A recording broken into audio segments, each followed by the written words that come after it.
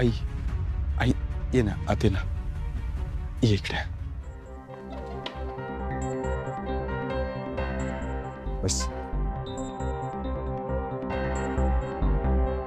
तू आईला मालकीणबाई का बोलतेस? आधी कोण आलंय र?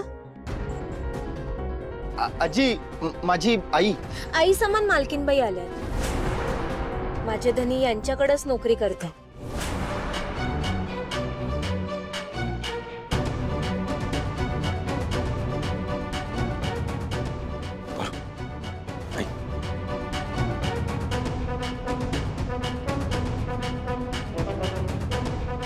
पाणी घ्या.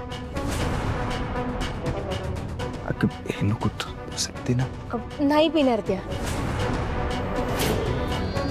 आपल्या चाळीतल्या नळाचं पाणी प्यायची सवय नाहीये ना त्यांना.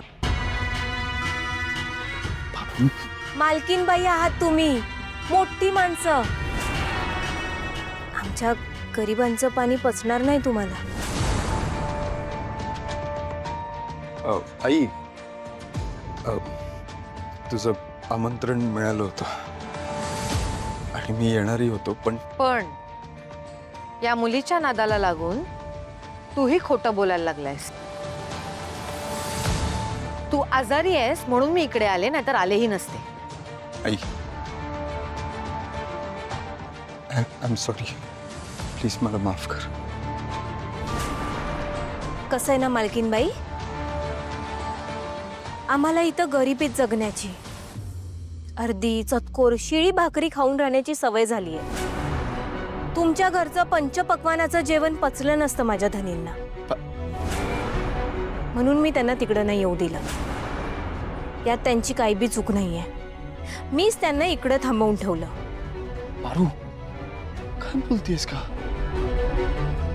मी लहानपणापासून त्याच घरातलं अन्न खाऊन वाढलोय. हो ना, त्याच घरात ज्या घरानं तुम्हाला हकलून दिलं, तुमच्या तोंडावर दार बंद केलं. माफ करा धनी, पण तुमचा झालेला अपमान मी आयुष्यात नाही विसरू शकत. पारू आपण बोलूया नंतर. आणि त्यामुळेच मी तुम्हाला या मालकीनबाईच्या घरी कधीच नाही पाठवणार आहे.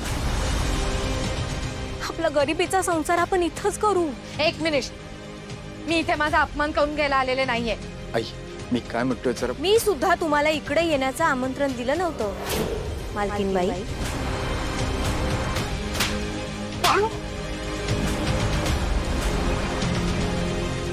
आई असं बोलायचं? आदित्य, तू इकडे राहून अगदी गुंडासारखा वागायला लागलायस रे.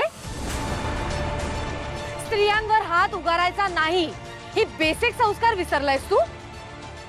नाही, तू माझा आदित्यच राहिलेला नाहीयेस.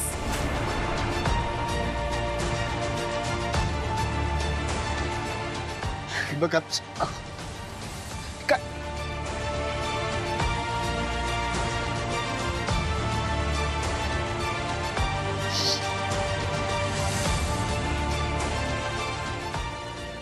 नंतर एक पोरगी आली, एकदम धीट, आणि ती व्यक्ती म्हणजे अहिल्या वेसकर.